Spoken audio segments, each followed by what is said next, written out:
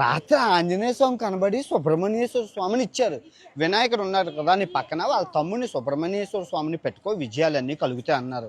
నన్నంట travelling కొన్నాళ్ళు పక్కన పెట్టి ప్రజా సమస్యల మీద పోరాడమన్నాడు. ఒక 10 వాక్యాలు చెప్పారు. కాషాయం రంగు కప్పుకొని దేశాన్ని దోచుకుంటున్నారంట, వాళ్ళంతా చూడమన్నారు. తర్వాత ఏదో చెప్పారు, బత్తాయిలతో కొట్టాలి అన్నారు. నాకు అర్థం లేదు, మీకు కమెంట్ చేస్తే చెప్పండి. ఇంకొందరు స్వామిమాల వేసుకొని మోసం చేస్తున్నారంట, వాళ్ళు అంతు కూడా చూడమన్నారు.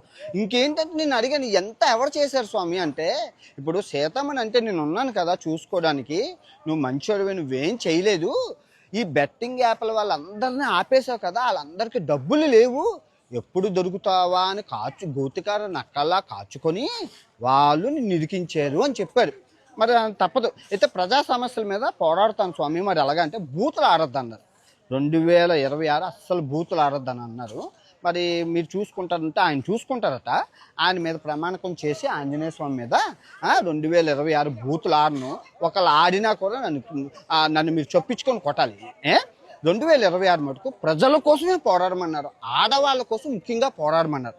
స్త్రీకి స్వేచ్ఛ లేదంట భారతదేశంలోని, స్త్రీ స్వేచ్ఛ కోసం పోరాడమని అన్నారు. చాలా విషయాలు చెప్పారు. ఏదో వెళ్తూ ఏదో ఒక మాట అన్నారు, బత్తాయిలతోనే కొట్టమన్నా అన్నారు. నాకు అర్థం అవ్వలేదు, బత్తాయిలతో కొట్టడం ఏంటి?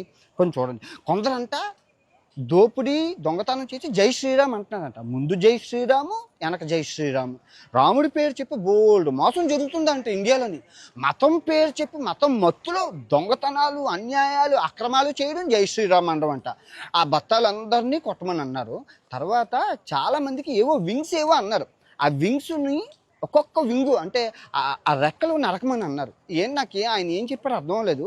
మీకేమైనా అర్థమైతే ఈ 2026 ప్రజా సమస్యల మీదే మాట్లాడమన్నారు, ఇంకేటూ వద్దన్నారు.